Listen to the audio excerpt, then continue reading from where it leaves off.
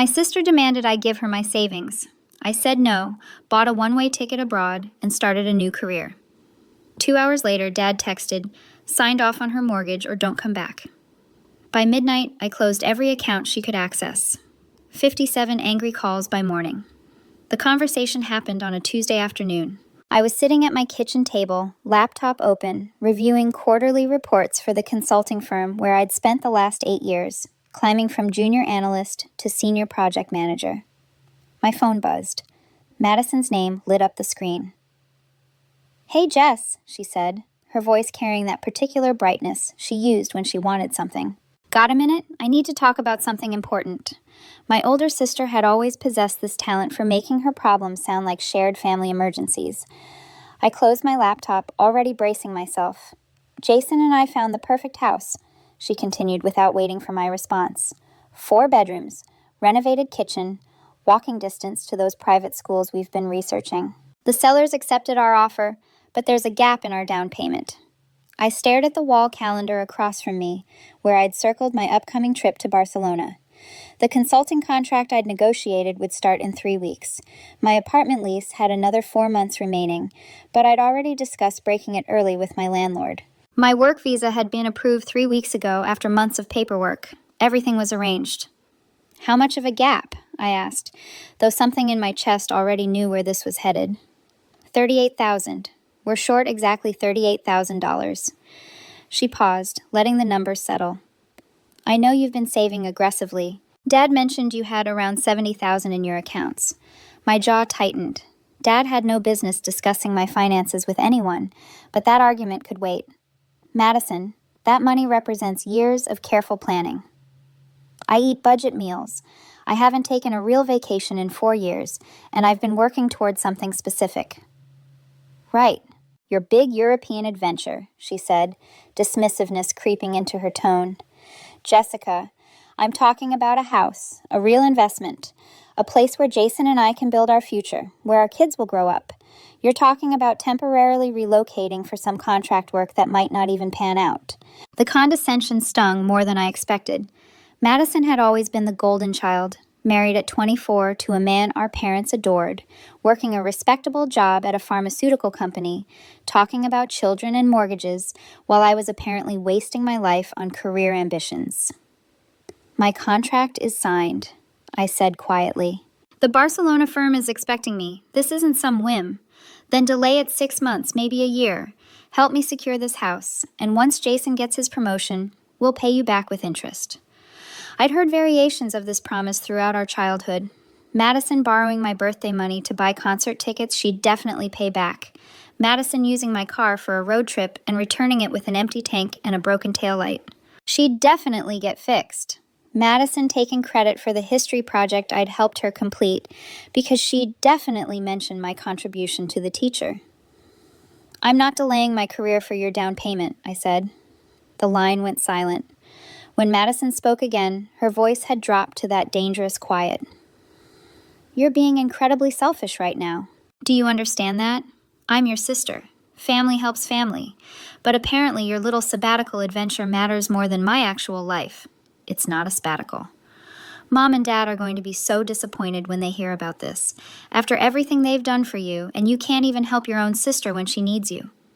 She hung up before I could respond. 3 hours passed. I tried to focus on work, but my concentration had shattered. Then my phone rang again. Dad's number. "Jessica," he said, skipping any greeting. "Madison called us very upset. She explained the situation with the house." "Did she explain that she wants more than half my savings?" "She explained that you refused to help your sister secure housing for her family. Your mother is beside herself. We raised you better than this." The disappointment in his voice transported me back to childhood. Every time Madison's achievements were celebrated, while my accomplishments were met with polite nods, every time her setbacks became family emergencies, while my struggles were character-building opportunities. "Dad, I have plans, contractual obligations, a career opportunity that could change my entire trajectory." "And Madison has a family to think about," he countered. "She's building something real, something stable. You're chasing consulting contracts across Europe like some college kid on spring break." The comparison landed exactly where he intended. At 32, I was still being treated like the irresponsible younger daughter whose dreams were cute but ultimately frivolous compared to Madison's traditional life path. "I'm not giving her my savings," I said, surprised by the steadiness in my voice. "Then you better reconsider your priorities," Dad said, "because if you can't support your family when they need you, don't expect us to support your impulsive decisions." He disconnected. I sat motionless for several minutes, phone still pressed to my ear, listening to dead air. Then something shifted inside me. Not anger exactly, but a crystallizing clarity I'd never experienced before. I opened my laptop and pulled up the Barcelona contract. Reading through it again, I felt that flutter of excitement I'd been suppressing under layers of family guilt. The position was perfect, leading a team of analysts for a multinational expansion project, working with cutting-edge methodologies, earning nearly double my current salary with generous housing stipends. My phone buzzed with a text from Madison. Dad said, "You're being difficult. Last chance to do the right thing before I withdraw my offer to pay you back." Her offer, as though she was doing me a favor by proposing to maybe eventually return money she wanted me to gift her. I texted back a single word: no. Then I opened my banking app and bought a one-way ticket to Barcelona, departing in 6 days instead of 3 weeks. The earlier flight cost an extra $800, but watching the confirmation process complete felt like breaking through water after being held underwater too long. My phone rang immediately. "Madison." "What the hell, Jessica? You can't just—" "I can, actually." And I did. I leave in 6 days. "You're making a huge mistake. When this contract falls through and you come crawling back broke and embarrassed, don't expect any of us to bail you out." "I wouldn't dream of it," I said, and ended the call. For 90 minutes. Blessed silence. I started a packing list, researched Barcelona neighborhoods, and emailed my new supervisor to confirm my earlier arrival date. She responded enthusiastically, mentioning they could actually use me for some preliminary work before the official start date. Then Dad texted, "Sign off on Madison's mortgage as a cosigner, or don't bother coming back. Your mother agrees. We stand with your sister." I read it 3 times, each pass revealing new layers of manipulation. They wanted my signature, which meant Madison's finances were worse than she'd admitted, bad enough that she needed a cosigner with my credit score and savings to qualify for the mortgage at all. Co-signing meant liability. If Madison and Jason defaulted, the debt became mine. My credit would crater. My savings could be seized. The Barcelona contract wouldn't matter because I'd be chained to my sister's financial decisions indefinitely. My hands shook as I typed, "I'm not co-signing anything, and if not coming back is the price for living my own life, I'll pay it." His response came instantly. "You're no longer welcome in this family. Don't contact your mother. She's too upset to speak to you anyway." Something broke inside me, but instead of the collapse I expected, it felt like a door slamming shut on a drafty room. Sudden quiet, sudden warmth. I opened my laptop and began working through a mental checklist I hadn't known I was compiling. First, I checked every financial account I maintained. My savings account showed $72,450, less than Dad had quoted to Madison, which meant he'd been exaggerating my assets to pressure me. My checking held another $8,200, investment portfolio at $23,600. Then I found the problem. Years ago, when I'd been 24 and Madison was planning her wedding, I'd added her as an authorized user on one of my credit cards to help her book vendors. She promised it was temporary, just until her own credit improved post-W expenses. I'd forgotten about it entirely. The card now showed a balance of $6,847. Recent charges included boutique purchases, restaurant bills, and a spa package, all within the last 3 weeks, right around when Madison would have been preparing her pitch for my savings. My phone buzzed continuously now. Mom's number, Madison's again. Unknown numbers that I suspected were other family members being mobilized for the guilt campaign. I ignored them all and called my credit card company. "I need to remove an authorized user and dispute recent charges," I told the representative. While on hold, I opened my bank's website and discovered something worse. Madison had listed herself as a beneficiary on one of my savings accounts. Not joint ownership, but positioned to claim the funds if something happened to me. The setup dated back 5 years. Another favor I'd granted and forgotten. Another way she'd embedded herself in my financial life. The credit card representative returned. We've removed Madison Chen as an authorized user. Regarding the disputed charges, we'll need to investigate. I authorized her card access years ago, but never approved these specific purchases, I explained. She used the card without my knowledge or consent after I denied her a loan request. This was technically true. The representative's tone shifted, becoming more sympathetic. She initiated a fraud investigation and reversed the charges temporarily while they reviewed the case. Next, I called my bank. Removing Madison as beneficiary required a simple form which they emailed immediately. I completed it and scanned it back within minutes. Then I went further. Madison had my login information for a shared streaming service we'd split for years. That login email matched my primary email address, the one connected to my banking, my investments, my entire digital life. I'd been meaning to change it forever, using work or exhaustion as excuses, but really, I just never imagined needing this level of security against my own sister. I changed every password, every security question, every recovery email and phone number. I enabled two-factor authentication on accounts that had been operating on trust alone. Each change felt like sealing a window I'd left open for years, never realizing how vulnerable I'd been. My phone hit 23 missed calls around 11 p.m. I silenced it entirely and kept working. I contacted my investment broker and added additional security protocols. Verbal passwords required for any transactions, no changes to beneficiary designations without InterSIN verification and government ID. The overnight representative sounded confused by my urgency until I explained I was protecting my assets from family members with access to my personal information. That's actually more common than you'd think, she said kindly. I'm setting up the extra protection now. Your accounts are locked down tight. Finally, around midnight, I opened my email and drafted a message to everyone in my immediate family. I'm relocating to Barcelona for a consulting contract. I will not be co-signing Madison's mortgage, contributing to her down payment, or maintaining any shared financial access with family members going forward. All accounts have been secured. This isn't negotiable or open for discussion. I wish you all well. I added my professional email address, the one they didn't have, and specified that my personal email would be discontinued. Then I pressed send and closed my laptop. Sleep seemed impossible, but exhaustion dragged me under around 2 a.m. I woke at 7 to my phone's persistent vibrating despite silent mode. The screen showed 57 missed calls, 34 text messages, and 12 voicemails. I made coffee first, then I sat down and began reading. Madison's texts evolved from angry to desperate to threatening over the course of the night. 1:15 a.m. You petty. I can't believe you closed everything. We needed that card for closing costs. 1:47 a.m. Jason is furious. You've ruined everything. The house is going to fall through because of you. 2:23 a.m. Dad's right. You're selfish and immature, and you're going to end up alone with your stupid career. 3:08 a.m. Please, Jessica, please, we're family. I'm begging you to reconsider. 3:45 a.m. Fine, keep your precious money, but don't come crawling back when your Barcelona dream falls apart. Dad's voicemails were colder. You've made your choice. Don't expect to be invited to family events.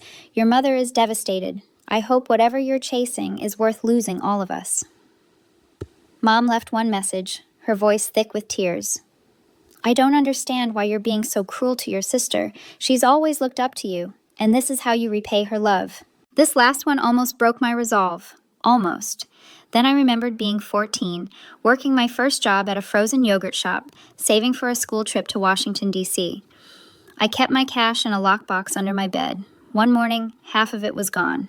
Madison had taken it for a concert ticket, and when confronted, Mom had said, "She's your older sister. Sharing is what families do." I'd never made that trip to Washington. The coffee tasted bitter, but I drank it anyway, feeling the caffeine sharpen my thoughts. I had 4 days now before my flight. 4 days to finish severing ties, to prepare for a life where my family's emergencies were no longer my mandatory crisis. Around 9 a.m., Madison called from Jason's phone. I answered, curious what new angle she'd attempt. Jessica, Jason's voice, measured and diplomatic. Look, I think things got heated last night. We're all just stressed about the house situation. Can we meet for coffee and talk this through like adults? There's nothing to talk through. My decision is final. I get that you're upset, but shutting down the credit card in the middle of our closing process was extreme. Madison's been crying all night. She genuinely didn't realize those charges would be a problem. She charged nearly $7,000 without asking permission, Jason, while simultaneously demanding $38,000 more. What part of that seems okay to you?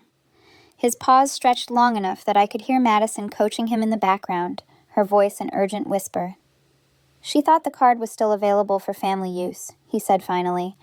She was trying to furnish our future home, make it nice for when we have kids. On my credit, with my money, after I explicitly said no to funding your down payment. My voice stayed level, which seemed to unsettle him more than anger would have. Jason, I genuinely hope you two figure out the house situation, but not with my financial backing. You're really going to let your sister lose her dream home over this?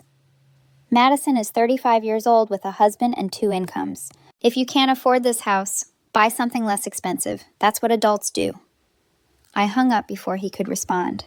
The next 3 days blurred together, packing, forwarding mail, negotiating an early lease termination with my landlord. Mrs. Patterson was surprisingly accommodating when I explained I was leaving for Barcelona 4 months ahead of schedule. She'd lived in Spain for a decade in her 20s and spoke wistfully about Mediterranean sunsets and the freedom of reinvention. You're doing the brave thing, she said, agreeing to a reasonable early termination fee that I could easily afford. Most people spend their whole lives thinking about it. Each evening, my phone's missed call count climbed. Various cousins, family friends, even Madison's college roommate, whom I'd met exactly twice, everyone had been recruited to convince me I was making a terrible mistake, destroying family bonds over money, betraying the sister who'd always been there for me. On the second day, my cousin Derek showed up at my apartment unannounced. I opened the door to find him standing there with coffee and an apologetic expression that immediately put me on guard. Before you slam the door, he said, I'm not here to lecture you. Can I come in for 5 minutes? Against my better judgment, I let him inside. He surveyed the half-packed boxes and the growing pile of items tagged for donation. You're really doing this, he said, sounding impressed rather than judgmental. I really am. Derek set the coffee on my kitchen counter and leaned against it, arms crossed. Your dad called my mom, asked her to reach out to me, have me talk some sense into you. He painted this whole picture of you abandoning the family in their time of need, and you came to deliver that message? Hell no. I came to tell you I think you're a badass. He grinned. Madison's been a nightmare since we were kids. Remember when she convinced everyone I'd stolen money from Grandma's purse at Christmas? Turned out she'd taken it for some limited edition makeup palette, but I was the one who got grounded for 3 months. I'd forgotten about that incident, but the memory surfaced now. Derek's protests of innocence, Madison's tearful insistence that she'd seen him near Grandma's purse, the family division that had lasted well into spring. Why didn't anyone believe you? I asked. Same reason they don't believe you now. Madison's always been skilled at playing the victim while orchestrating chaos. He picked up his coffee cup. Anyway, I wanted you to know not everyone thinks you're the villain here. My mom doesn't either, for what it's worth. She just won't contradict your dad publicly. After Derek left, I felt marginally less isolated. But the calls continued, each one from someone who had accepted Madison's version of events without question, who couldn't fathom that the quiet, responsible younger sister might have legitimate grievances. My former college roommate, Vanessa, called that evening. Unlike the others, she opened with, "Tell me your side." So I did. I explained the years of small borrowings that became large debts, the expectation that my success existed to subsidize Madison's lifestyle, the credit card charges and the co-signing demand, and the ultimatum from my parents. Jesus, Vanessa said when I finished, and they're making you out to be the monster. Pretty much. Jessica, I've known you for 12 years. You're the person who budget planned for 6 months before buying a new laptop. The idea that you'd refuse to help family over petty selfishness is insane. She paused. For whatever it's worth, I think you're making the right choice, and I'm jealous as hell that you have the courage to actually do it. We talked for another hour about Barcelona, about the contract, about the life I was building toward. By the time we hung up, Some of the doubt that had been accumulating had dissolved. The third day brought an unexpected visitor, Jason's older brother, Marcus, whom I'd met perhaps 3 times at family events. He caught me in the parking garage as I was loading boxes into a friend's truck for storage. "Jessica, wait," he called, jogging toward me. I turned, wary. Marcus had always seemed decent, but family loyalty ran deep. "Look, I'm supposed to be here convincing you to reconsider," he said, slightly out of breath. "Jason asked me to talk to you, appeal to your sense of family responsibility, all that, but..." He hesitated. "But I've been watching my brother and your sister's financial train wreck for 2 years now, and I told him months ago they couldn't afford the house they were pursuing." Marcus shook his head. "They ignored every piece of practical advice I gave them. Jason's been living beyond his means since college, and Madison enables it while making it worse with her own spending." This was news to me. I'd assumed Jason was the stable one, the responsible husband grounding Madison's impulsiveness. "Their credit is terrible," Marcus continued. "They've maxed out multiple cards. They're barely making minimum payments. And somehow they convinced themselves that a massive mortgage was the solution. When Jason told me they'd lined you up as a co-signer, I warned him you'd be insane to agree." He didn't mention that. "Of course not, because I also told him that if they defaulted, they'd destroy your credit and probably your career prospects." He met my eyes directly. "You dodging this bullet is the smartest thing you could have done. I'm here to tell you that, not to guilt trip you." After Marcus left, I sat in my nearly empty apartment, feeling vindicated but also unsettled. How many other family members privately agreed with me, but publicly supported Madison out of obligation or fear of conflict? That night, I received an email from Madison herself. No subject line, just several paragraphs of raw emotion. "Jessica, I've spent the last 3 days trying to understand how you could be so cruel. We're sisters. We shared a childhood, shared parents, shared everything. And the first time I ask you for real help, you turn your back on me. Do you remember when you were 16 and you wanted to go to that art program in Rhode Island? Mom and Dad said it was too expensive, but I used my graduation money to help pay for it. I sacrificed for you. I've always sacrificed for you. Now I'm asking for the same support, and you're acting like I'm some stranger trying to scam you. The credit card charges, I was furnishing our house. A place where you'd have been welcome any time, where your future nieces and nephews would have grown up knowing their aunt. But instead, you've chosen a job over family. You've chosen money over love. And when you're sitting alone in some foreign country with nobody who actually cares about you, remember that you made this choice." I read it through twice, then opened my documents folder and found the art program information from 16 years ago. It took some searching, but I eventually located the financial records my parents had kept. The program had cost $3,000. I'd earned $1,800 from my yogurt shop job. Mom and Dad had contributed $800. The final $400 had come from our grandmother, not Madison. Madison's graduation money had gone toward a car, a detail I remembered clearly because she'd driven it to my high school graduation and accidentally scraped the bumper, which I'd felt guilty about for years, even though I hadn't been driving. She'd rewritten history so thoroughly that she might have actually believed her version. Or maybe she'd always known the truth and counted on me not checking. I didn't respond to her email. There was nothing to say to someone who would lie that egregiously and expect to go unchallenged. The morning of my departure, I woke at 4:00 a.m., too restless to sleep. I made coffee and stood by my apartment window, watching Philadelphia's pre-dawn streets, wondering if I'd feel nostalgic later for this view, this city, this life I was abandoning. I didn't feel nostalgic, I felt free. My phone buzzed with a text from my mother. "Please don't go. We can work this out. Family is everything." I stared at that message for a long time. Family is everything. The phrase that had governed my entire existence, that had been wielded like a weapon every time I considered prioritizing myself. But family wasn't everything.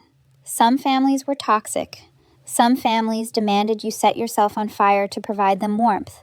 Some families loved you conditionally, only when you were useful, compliant, willing to sacrifice your dreams for their comfort. I typed back, "Families should want what's best for each other. This is what's best for me." Then I silenced my phone, gathered my luggage, and headed for the airport. Except Madison had never been there for me. Not when I'd worked 3 part-time jobs to avoid student loans while she partied through undergrad on mom and dad's dime. Not when I'd spent my 27th birthday alone in a hospital waiting room during an appendectomy because she'd been too busy with wedding dress shopping. Not when I'd been passed over for promotion last year and she'd responded with, "Well, maybe if you were more of a team player like Jason." The realizations kept coming, each one a small earthquake, rearranging my internal landscape. The night before my flight, I allowed myself one moment of doubt. I sat in my empty apartment, surrounded by suitcases and boxes designated for storage, and considered calling Madison, apologizing, finding some compromise that would restore the family peace. Then my phone rang. Unknown number. Against my better judgment, I answered. "Jessica, this is Aunt Carol, my mother's older sister, a woman I'd always respected for her directness." "Hi, Aunt Carol. I'm calling because your mother asked me to, but not for the reason she thinks." Carol's voice carried a wry amusement. "She wanted me to convince you to help Madison with this house purchase. Instead, I'm calling to tell you congratulations on your new job and to ask if you need anything before you leave." The kindness caught me completely off guard. My throat tightened. "Thank you," I managed. "Your mother means well, but she's always enabled Madison's entitlement. Your father, too. They've spent 3 decades treating you like the responsible one who doesn't need support because you're so capable, while Madison gets rescued from every consequence." She paused. "I watched you grow up apologizing for taking up space while your sister demanded the spotlight. If you don't leave now, you'll still be apologizing at 50. Tears spilled over before I could stop them. "I'm scared," I admitted. "What if they're right? What if I regret this?" "Then you regret it in Barcelona with an international career and your savings intact," Carol said firmly. "Much better than regretting it in Philadelphia, broke and resentful, wondering what you could have become." We talked for another hour. She told me stories I'd never heard about my mother and Madison's relationship, patterns that had apparently been replicating themselves across generations. By the time we hung up, something had settled in my chest. Not certainty exactly, but the absence of that desperate need for family approval that had governed my decisions for 3 decades. I boarded the flight at 6:00 p.m. the next day. My phone stayed in airplane mode. Barcelona welcomed me with golden light and Mediterranean warmth. The apartment my new company had arranged overlooked a narrow street lined with cafes, their outdoor tables filled with people speaking rapid Spanish, their laughter rising toward my 3rd-floor windows. The first week passed in a blur of orientation meetings, team introductions, and intensive language practice with a tutor the company provided. My supervisor, Elena, was demanding but encouraging, pushing our team toward innovative approaches while trusting our expertise. She introduced me to her network across the city, and suddenly I was having dinners with professionals from 6 different countries, discussing projects and possibilities I'd never imagined accessible. 2 weeks in, I finally checked the phone number I'd kept active for emergencies. 43 new voicemails. I deleted them without listening, but I did read through the texts, watching the evolution from anger to bargaining to eventually a kind of resigned hostility. Madison's final message, sent 3 days after I'd left. The house fell through. Jason's parents had to co-sign a different property in a worse neighborhood because apparently you weren't the only person who refused to help us. I hope you're happy. You've destroyed our future for your selfish adventure. I felt something reading that, but it wasn't guilt. It was clarity. Their backup plan had involved multiple people refusing to take on their financial risk. I wasn't the villain. I was just the first person who'd said no. A week later, I received a Facebook message from someone I hadn't thought about in years. Rachel, Madison's maid of honor from her wedding. We'd never been close, but she'd always been kind to me at family gatherings. "Jessica, I hope this doesn't seem intrusive, but I wanted to reach out. Madison's been posting constantly about what happened, painting you as this selfish monster, and it's not sitting right with me. I've known Madison for 15 years, and I've watched her pull similar stunts on other people. You're just the first person who actually said no and stuck to it." We ended up video chatting that evening. Rachel told me stories I'd never heard. Madison borrowing money from mutual friends and never repaying it, Madison taking credit for group projects in college, Madison manipulating situations to ensure she always came out looking like the victim or the hero. "There was this one time senior year," Rachel said, When Madison convinced 3 of us to pool money for a beach house rental for spring break, we each put in $400. Then she discovered the place was already booked and kept our money to save for next year. We never saw that money again, and there was never a next year. Why did you stay friends with her? I asked. Rachel's expression turned rueful. Honestly, because being on Madison's good side was easier than being on her bad side. She's charismatic and fun when she wants to be, but cross her and she'll run a campaign against you that makes high school bullying look subtle. She paused. I'm not proud of that, but watching what she's doing to you now, how she's mobilized your whole family against you, it's finally made me see how toxic that friendship was. I've been slowly distancing myself. That conversation shifted something in me. I'd spent weeks second-guessing myself, wondering if I'd overreacted, if maybe I should have found some compromise, but Rachel's perspective confirmed what I'd suspected. Madison's behavior wasn't about me specifically. It was a pattern, and I was just the first person in our family brave enough to break it. The work in Barcelona intensified as I moved past orientation into actual project management. Our team was developing a supply chain optimization model for a client, expanding into Eastern European markets, and the complexity was exhilarating. Elena pushed us hard, but celebrated our wins enthusiastically, and I found myself working longer hours than I ever had in Philadelphia while feeling energized rather than drained. 3 weeks into the project, Elena pulled me aside after a successful presentation to the client. Jessica, you have exceptional instincts for this work, she said. The way you identified those bottlenecks in the distribution network, the client specifically mentioned how impressed they were. Thank you. It's a fascinating project. I want to be transparent with you about something, Elena continued. When we hired you, we saw your resume and were confident in your technical skills, but we'd had challenges with some American hires adjusting to the international environment, the cultural differences, the ambiguity. I had concerns about whether you'd thrive here. My stomach tightened slightly. And now?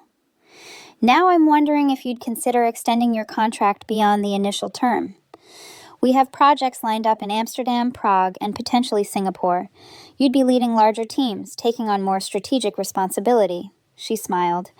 Essentially, I'm asking if you'd be interested in making this permanent rather than temporary. The offer was everything I'd hoped for, but hadn't dared to expect so quickly. I told Elena I'd need time to consider, but internally, I already knew my answer. The life I was building here felt more authentic than anything I'd left behind. That evening, I walked through the Gothic quarter, watching tourists and locals mingle in the plazas, and called Vanessa. They offered me a permanent position, I told her. Multiple international projects, significant raise, leadership track. Jessica, that's incredible. Are you going to take it? I think so, but it means fully committing to this life. No more pretending this is temporary. No more safety net of returning to Philadelphia if things don't work out. Do you want to return to Philadelphia? Vanessa asked pointedly. I thought about my empty apartment, my family's conditional love, the weight of expectations I'd carried for 3 decades. No, I really don't. Then stop treating this amazing opportunity like you need permission to be happy. Take the job, build the life, send me pictures of Barcelona sunsets, and make me jealous. I accepted Elena's offer the next day. Signing the contract felt like the moment on the airplane when the wheels leave the runway, that instant of committed flight where turning back becomes impossible.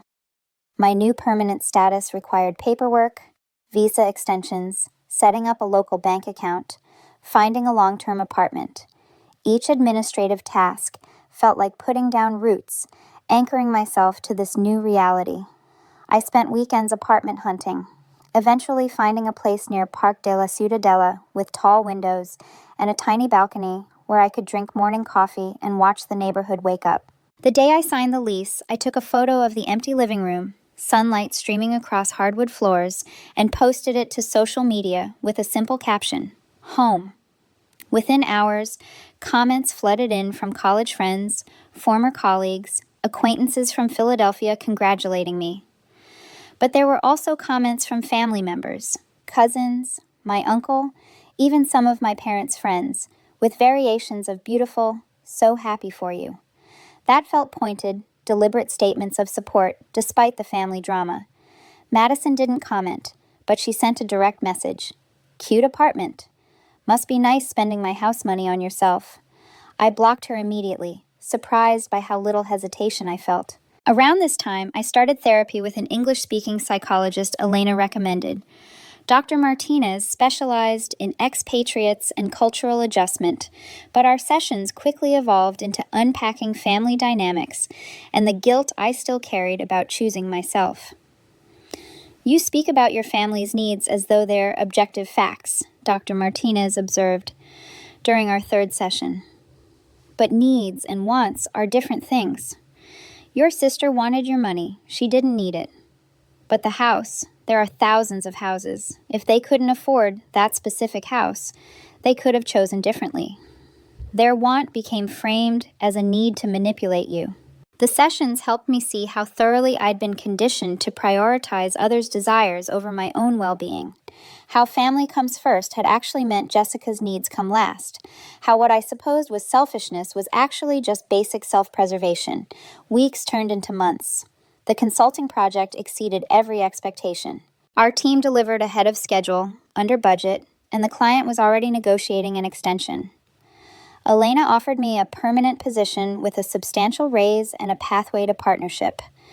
I found an apartment of my own, a sun-drenched space near Parque de la Ciutadella. I learned Spanish with increasing fluency, made friends with colleagues and neighbors, spent weekends exploring the Catalonian countryside. I dated casually, nothing serious, but discovered what it felt like to have conversations where my career ambitions were admired instead of tolerated. 6 months after leaving Philadelphia, I received an email from Aunt Carol with a subject line, "Thought you should know." Inside was a forwarded news article about a local woman arrested for insurance fraud. Madison.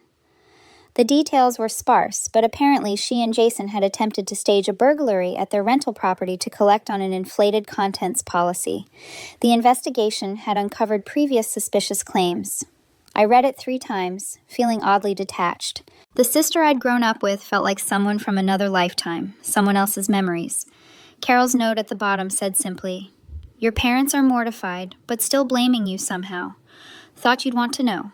You dodged quite a bullet." I replied, "Thank you for keeping me informed, and thank you for the conversation before I left. It changed everything." Another 3 months passed.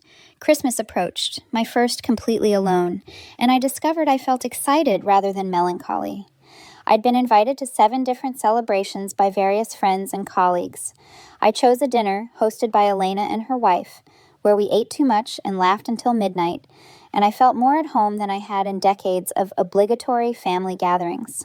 My phone rang while I was walking home through festive streets, my breath visible in the unusual cold. Unknown number with a Philadelphia area code. I almost declined. Then curiosity won. "Hello?" "Jessica, it's Mom." I stopped walking. People flowed around me, couples and groups heading toward late-night celebrations. "How did you get this number?" "Carol gave it to me. Please don't be angry with her. I begged." She paused, and I could hear her gathering courage. "Your father doesn't know I'm calling." "What do you want, Mom?" "I wanted to wish you Merry Christmas." Her voice cracked. "And I wanted to apologize. For all of it. For taking Madison's side without hearing yours. For treating your ambitions like hobbies while elevating hers. For raising you to believe you were selfish if you weren't sacrificing everything for family." I stood there, phone pressed to my ear, struggling to process. "What changed?" I asked finally. "Madison's legal troubles forced me to see things clearly," she said.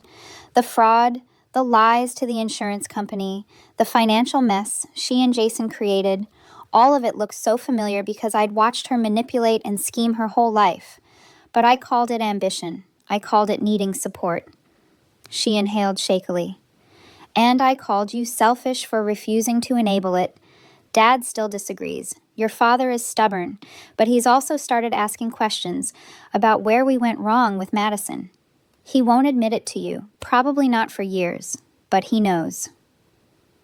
A long pause. "You were right to leave, Jessica. You were right about everything." "Right." We talked for an hour.